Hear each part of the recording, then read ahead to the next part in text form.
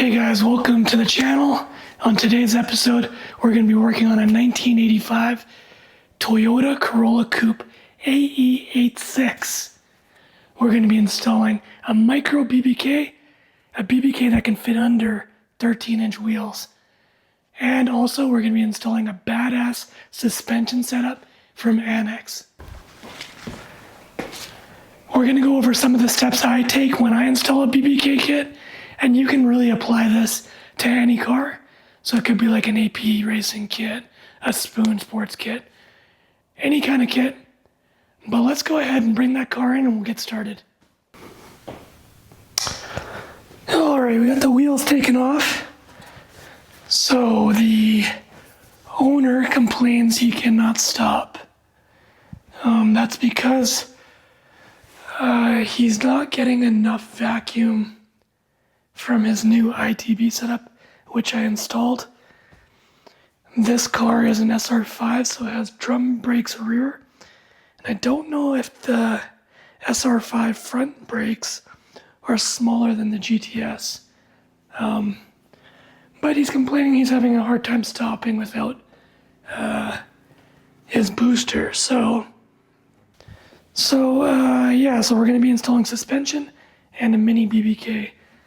So when I get the BBK installed, I'll go through all the vacuum stuff.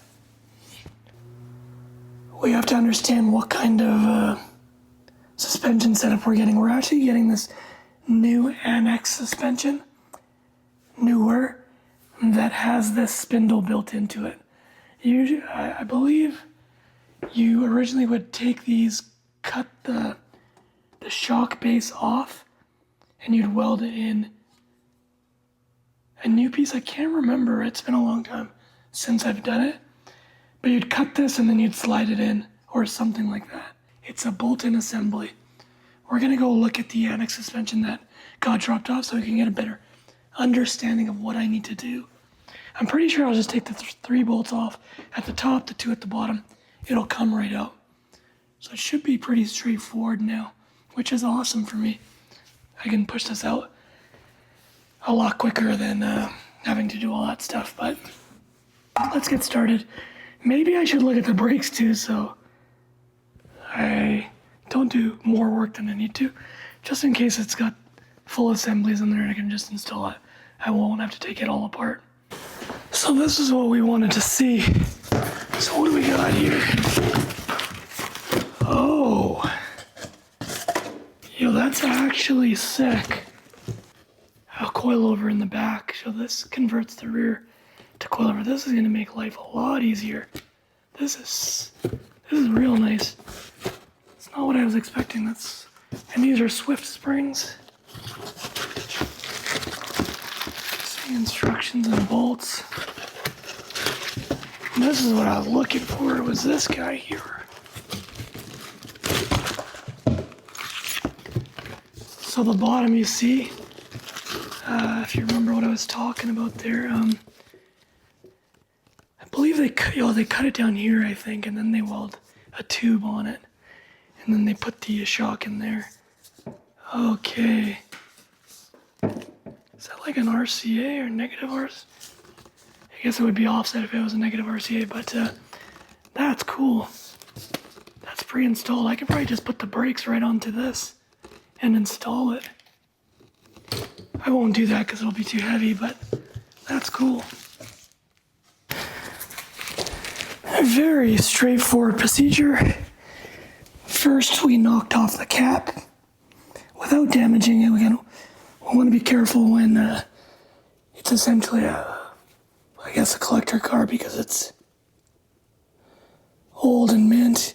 So when I took it off, I took a lot of time with the brass hammer and a chisel. I just tapped it out a little bit at a time. Then the nut came off very easily. The other side was loose already. Had this crown and a cotter pin. Pull those out pretty easily. Also without damaging. You're going to want to take a lot of care when you're taking that kind of stuff off. After that, I turned the wheel and removed the caliper. used a bigger impact because I figured the bolts were going to fight me a little bit and I couldn't turn them, so I just impacted them off real quick.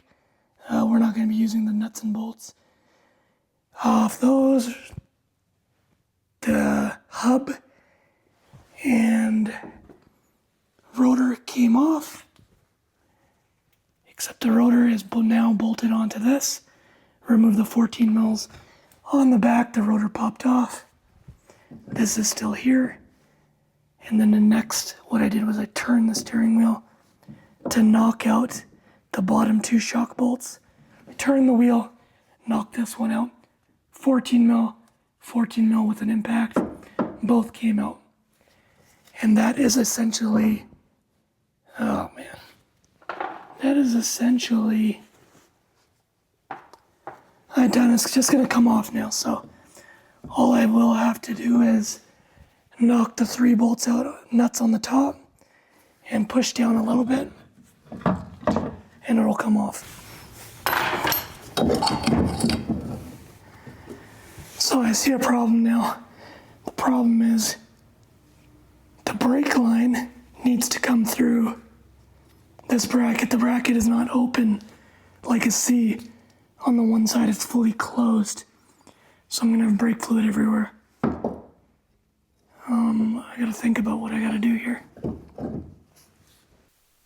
See if this comes with brake lines. So this is the Techno Toy Tuning Mini BBK, Micro BBK. Has lines, so I'm not worried about them breaking or cutting them. Perfect. That's all I needed to know. I snipped the brake line. And now I'm about to pull up the shock carefully, not damaging anything. It's always the key. You don't want to wreck anything. You don't want to scratch nothing. And even though you think you're going to throw this kind of stuff out, you just keep it mint. I'm not going to adjust anything yet. I'm going to throw it in as is. Okay, there's a little bit of a problem here. So we have this unit.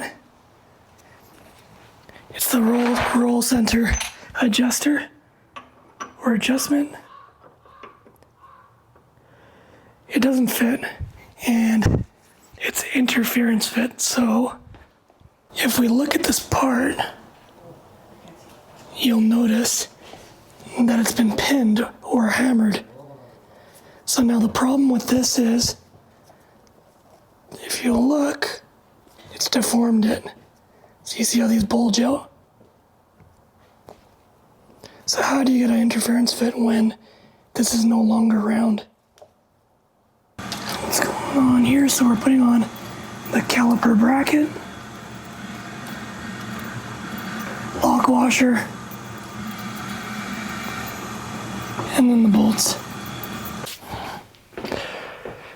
Okay, we're gonna do a little bit of an unboxing. So in the Techno Toy Tuning Micro BBK includes Wilwood pads. In the box, we have hat to rotor, hardware, caliper to bracket, hat to hub. So this tells me we need to assemble the rotor like it's a floating hat rotor, 2-piece rotor. So this is what it looks like. This does not look like your standard, but the hub on an AE86 is not standard. This is what the brake bracket looks like. This one replaces the OEM one that was steel. I guess this one is steel too. Okay, those are the brake lines. We wanted to change the brake lines because the rubber lines are getting old. I don't think they're going to be safe, so instead of removing the hardware, I just cut them because they should never be used. So I cut them and left the hardware on the car and in the brake.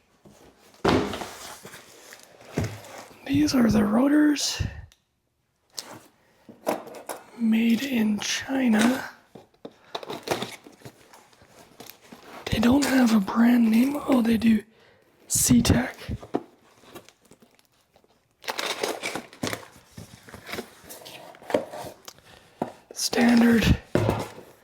Standard world pack rotor looking thing.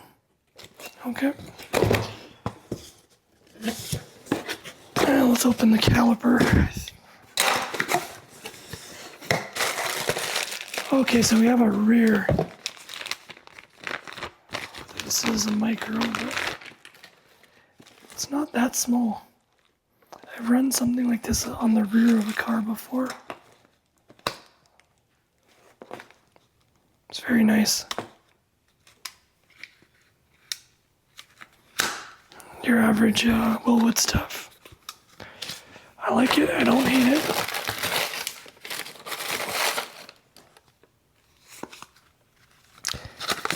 Do these have an up and down direction? It does not look like it. These bleeders are just tiny. Bleeders on the top and bottom with no indication of orientation. Cool.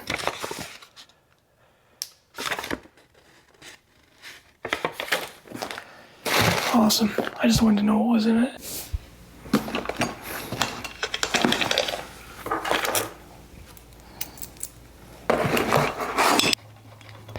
We're going to need to clean this and the inside and cram in some new grease.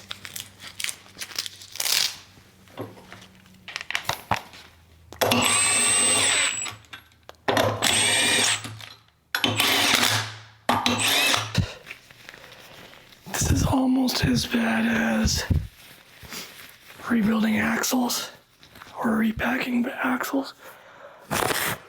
Changing axle boots. Everybody knows that job's the worst. Not hard, just messy. I'm gonna need a roll.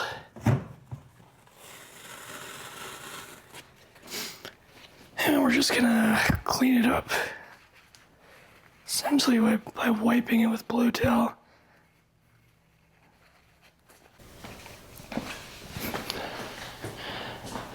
So we got a box in from Racing History Company. They've sent me a TRD filter. And what I need right now is Redline synthetic high performance extreme pressure grease with red moly. It says it's for bearings. And then we have a TRD filter from Japan. Comes with this badass mileage sticker. Just put that away for now. Because he wants to do an oil pan, so we're just waiting for the oil pan to arrive. Right now I'm going to be using the CV2 Redline. I've thoroughly cleaned it out. So now we're gonna pack in by hand the CV2 Redline.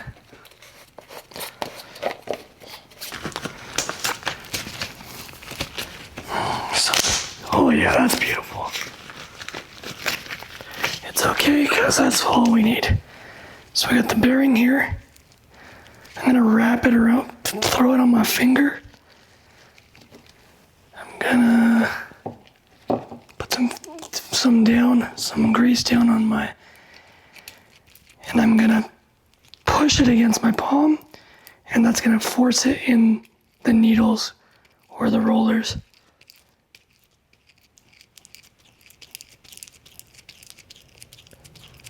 So I'm forcing it down there, spinning it.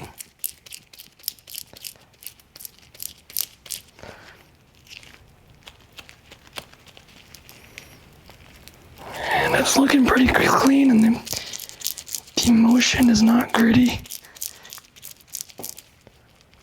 It's pretty smooth.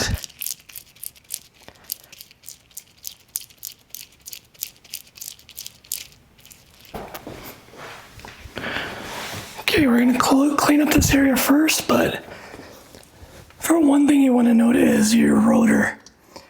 So we're not going to look at the venting direction. You always want to look at the internal vane direction.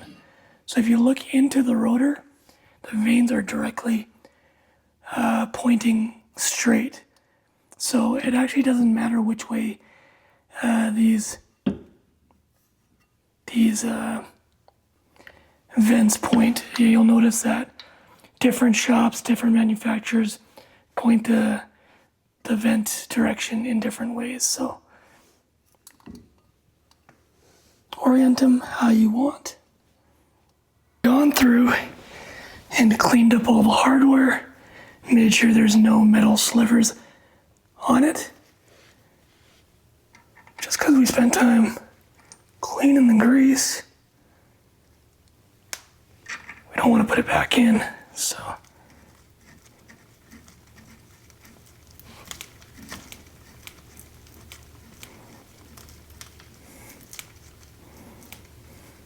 So all the hardware I'm going to clean up, there was a cotter pin in the crown to lock it in. I'll figure out what the torque spec is on this, and then I'll tighten it up, and then I'll finish it up with this cap. But this cap I'm also going to pack with grease and remove this grease. It's essentially like a trailer bearing kind of thing. Okay, so the hardware's there. I'm going to wash that hardware with brake cleaner, the rest of it, and I'm going to re-grease all this here. This will all get cleaned up later, but while we're assembling, we don't really need to worry about that. Before I'd probably look for the FSM, but now we got ChatGPT. So now I'm just going to ask ChatGPT, what is the torque spec to front? Typically, as soon as it says the word typically, you better be careful of ChatGPT. Okay, so it did look it up. We have front wheel drive at 137, rear wheel drive models. Front axle nut torque spec is typically 173. And I'm just gonna look online, double check to confirm, because I still don't believe it. Okay, so we checked the factory service manual because ChatGPT said 120 or 173. The service manual actually says 21. So it's moving around nicely. Smooth operation. Oh, you know, we need a 21. So I had to use a smaller torque wrench because the other one doesn't go to 20. Alright, so ChatGPT returned a bogus result. And with the time I'm posting these videos, ChatGPT probably already improved, but it returned 173 foot-pounds. But if you torque this down, the bearing stops moving, and this doesn't spin. So I checked the manual. It should be 21 foot-pounds. That's it. And that is it. Oh, and it still spins nicely, and there's no play in it. We can go ahead and clean it up. Use some brake cleaner. I packed it in with grease. The cap. And the owner didn't want to do the rear axle seal or pull out the rear bearing, but I packed it in. I spun it around, kept packing it in, cleaning it up. Similar to the process of the bearing that was outside, but that's what we got here, cleaned up and good. So now this grease needs to be sprayed with brake cleaner.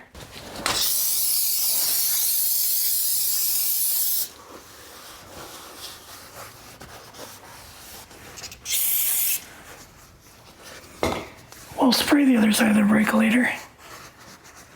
Once we do the brake fluid and stuff, I just want to get most of the grease off so it doesn't get everywhere. So cleaned up, looking good. Just double check.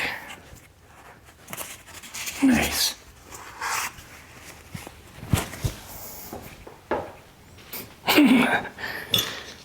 Okay, so, ooh, these look like rear pads. Tiny.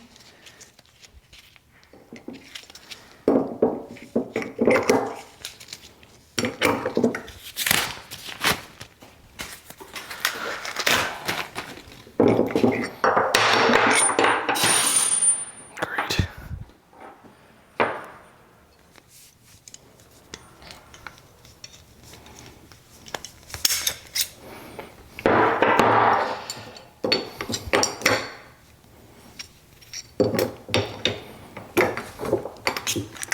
Fairly simple setup.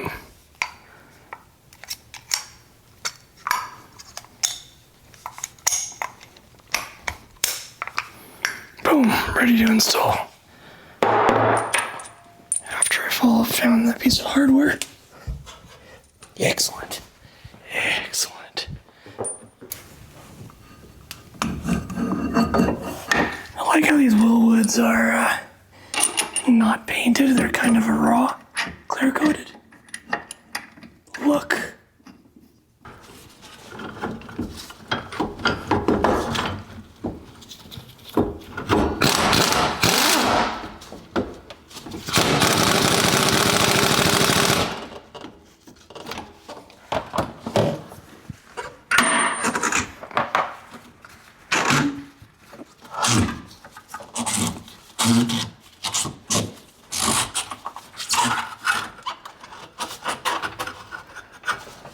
Okay, we're getting close.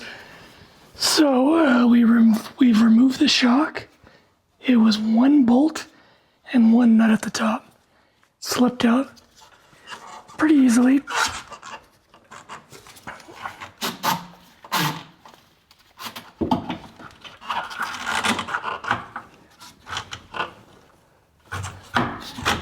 There's a little bit of a difference on this side.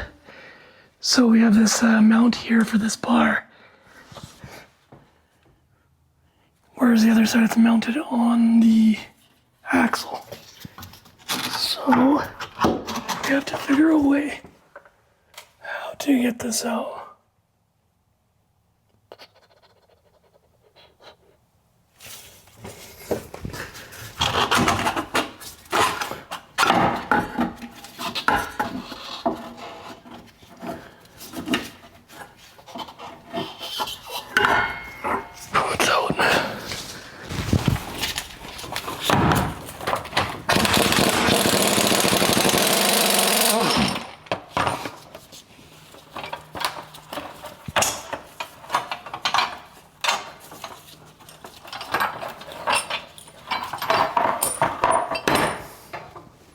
Here we got the coilover. It doesn't get mounted on any particular side.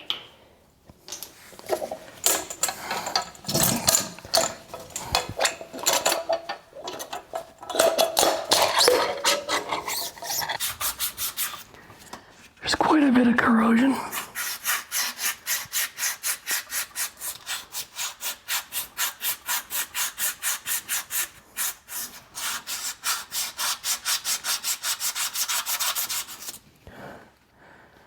So we need to clean it up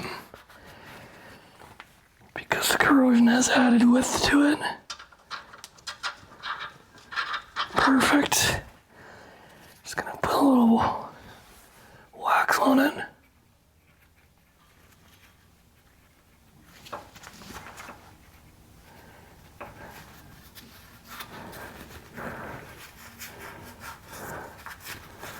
A little bolt shield.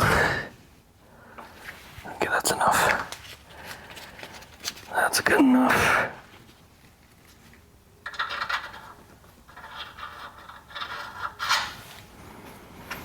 Okay, maybe I want to clean it up again.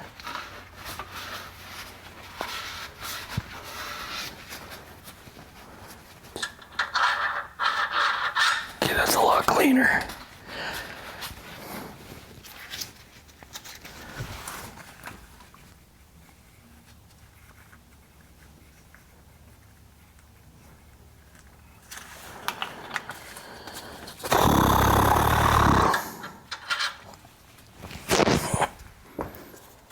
Perfect. Now we can install the coilover.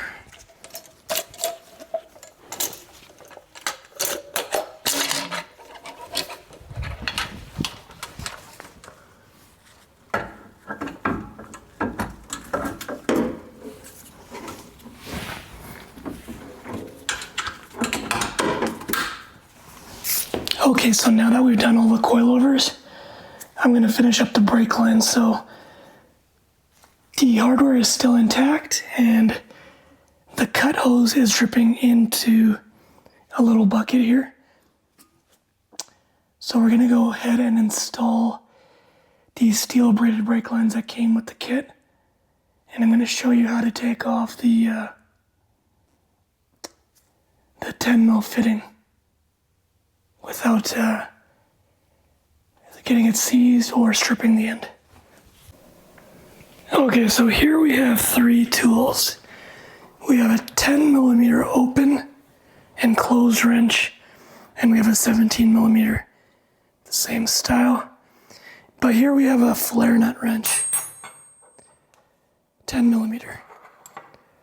The difference between these two is this offers a more closed edge. It's important to do this right the first time because there's no real second chances on this. So you're gonna have a 17 at the bottom.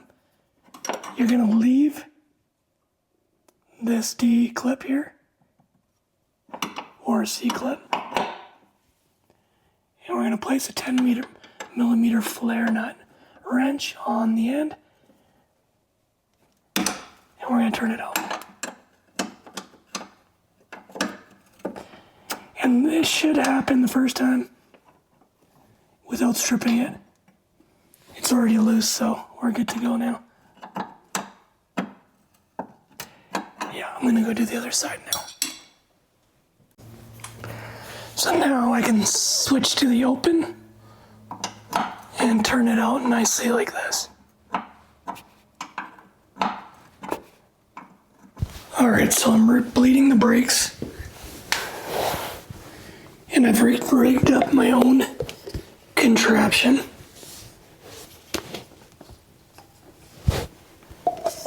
I'm using a 1 horsepower vacuum pump that I use for composites, and I've rigged it in such a way so it won't suck in any brake fluid into the motor. And it's essentially like a normal vacuum pump. That's where I harvested this thing from. It's from a handheld pump. So what you do is you just attach it to the one side, run the vacuum pump, open it up. You can sit here and wait for it to clean up your system.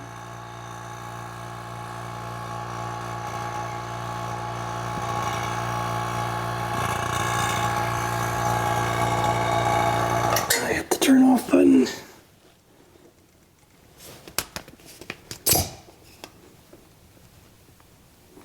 And that's essentially how I bleed my brakes. I've tried many different methods when you're doing new 4-pots. New 4-pots always have air in them. So if you go to on your first drive, they always seem to have air on them. And Willwood, I think they made a post about it that they need to be hammered or tapped to let the air out. But what I've realized is if you give it a couple pumps, so you take all the air out, with your vacuum pumping method, and then you go for a drive, and then you still see some slop in the pedal. I usually just go give it a pump on the pedal a couple times.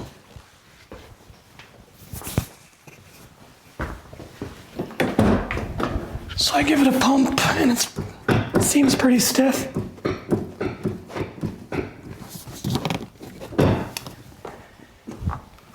And then sometimes, or actually most of the time, just gets that trapped air out.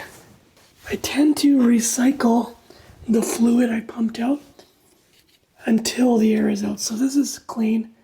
There was no brake fluid in it, but I'll take this out. I'll fill the reservoir, and then I'll keep doing it until all the air is out. It'll tell me when the air is out when it fills faster.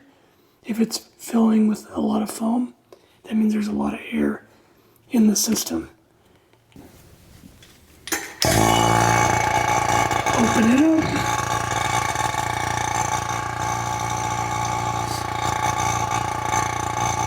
It's coming through very clean and fast. Oh no, it's foamy, so we do that air. So I might have to do this a couple times.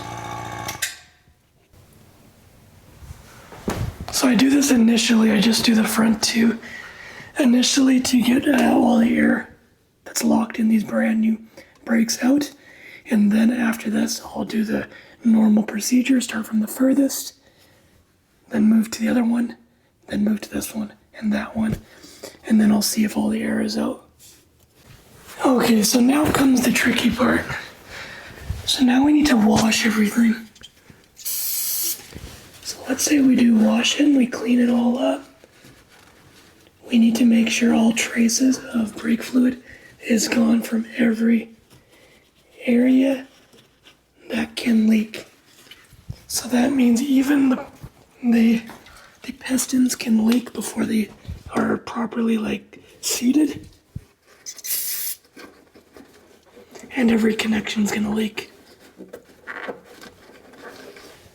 Okay, so after we've gone through and thoroughly cleaned it, we are gonna get a blue towel, not this one because it's used, and we're gonna go through and we're gonna test to see if it's leaking by putting a blue cloth here. So the blue cloth will reveal that this is wet. It will show that it's leaking. This is just brake fluid, so that's what the test is going to be, and I'm going to show you how to do that. So we're going to go through thoroughly, clean all the connections, all the fittings with brake cleaner. We're going to also let it dry so we don't get some false information. But typically these connections up here will leak. See, these need to be bent, but so we'll let those dry and then we'll test it. So what I need to do now is I need to hold the brake pedal. I'm going to hold and press it down and just wait.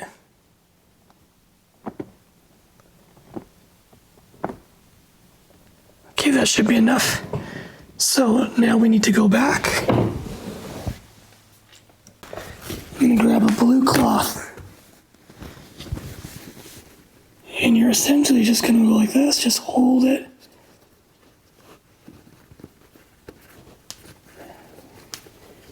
And you see there, already one leak.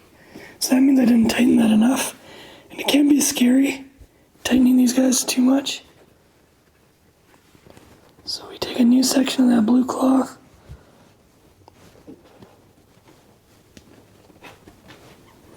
No leak on the bottom. And I'm essentially just going to do this on every fitting.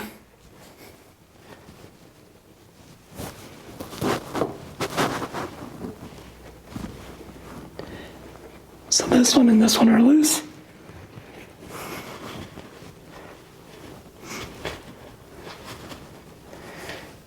And I don't mean to fool you guys, but I actually haven't gone through and bled them all, so this is just a demonstration to show you guys. After I'm done bleeding every corner, I'm gonna obviously tighten them enough so that they don't leak. But so we're gonna check the pistons in here. Sometimes they will leak if they're not seated yet, so you can always test them like that. Let's say you reassembled some 4 pistons and you left a piece of dirt in the rings, in the rubber O-rings, then they didn't seal and they'll leak out through here, but we got no leaks there. And then lastly, we're gonna check this fitting.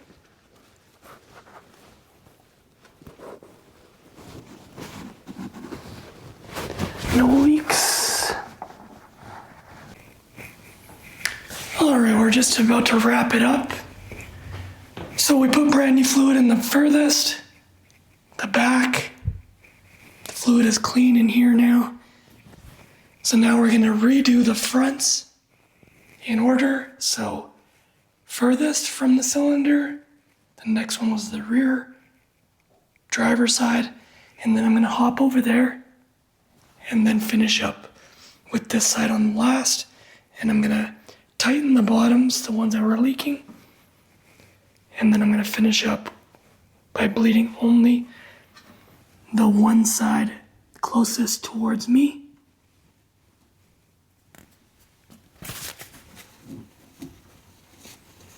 After tightening them all up, because we should have got out all the air, so now I'm just in this last run, so I've gone through once already. In the last run, I'm just getting new fluid through and eliminating any possible air pockets or bubbles that were in there. So I'm finishing up with this one last. Okay, we are done. So what's left is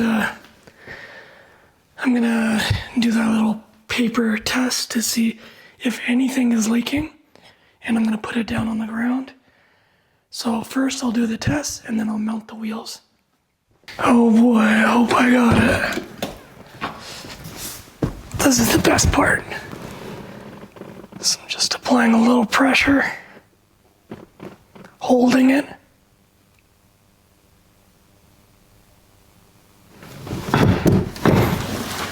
The pedal feels stiff. It pretty much felt stiff the moment I put the vacuum pump to it from the start. That's just how well the vacuum pump works for me. So now I'll get a fresh paper towel. So it is important how long you held the pedal, because if the leak is tiny, it's going to take a while for it to leak, and if you're driving around, you'll never see it. It'd probably just heat up and disappear. So I reapplied the pedal just to make sure. I saw a dot and it wasn't remnants of me not cleaning it too well. I'm very thorough with this job.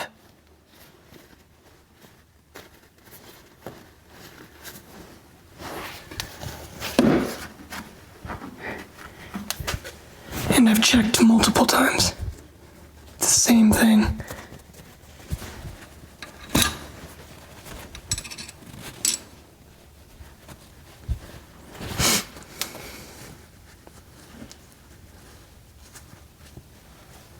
And when I do see a dot, I retest.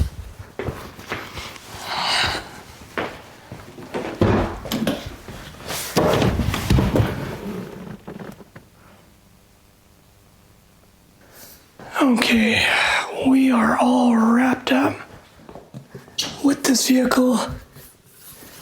I have not adjusted the suspension yet. I've only dialed in negative camber, and I'm going to leave that for the alignment shop. Not the camber, but the alignment. These minis clear these wheels without any issue. They don't even protrude past the hub. They're pretty much level with the hub.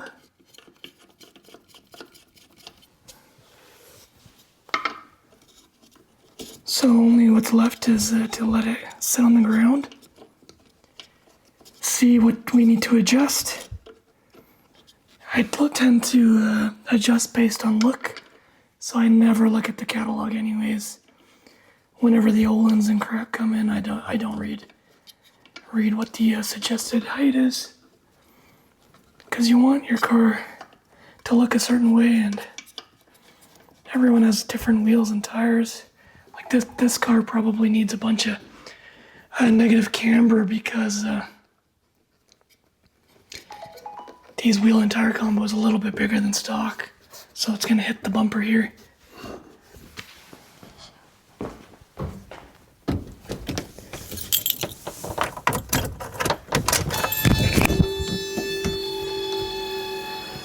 It looks like it's gonna sit okay, but we won't know until it's on the ground.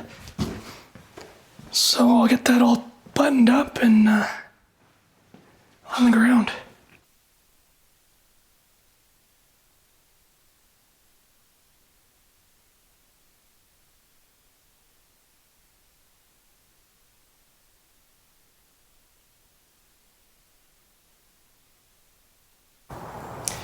And there we have it.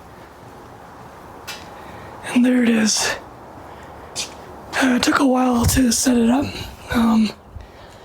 because almost everything touches. This is an all OEM car. He wants it to remain OEM. And this is the most I can do with this wheel and tire setup. The Annex doesn't really go that high in the back. So it's pretty much almost touching the rear fender lip. So the owner has to either roll it or switch the tire size or change the wheel offset. But right now it is rolling, but will rub on, I guess, on compression and turns. But it is braking, it is stopping. Car looks good. The car looks a lot more little now that it's lowered quite a bit. I'm gonna have to talk to him about the rear fender rolling and the front plastic liner. Looks like he will have to get an alignment. Yeah, he'll definitely need an alignment. And the axle's kind of like offset to the right a little bit. This wheel is sucked in a bit more than this side is. Or it could be just the way it's sloped on the hill.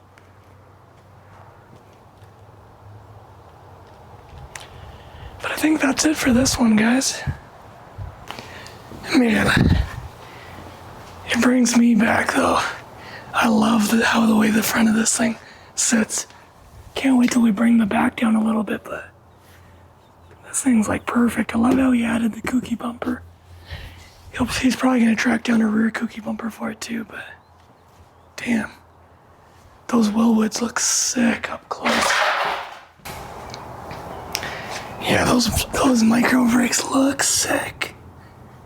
They're just perfect. He wants to run 13s. That's why he got those, but yeah, there's shit ton of room. That's a great brake option. Wow.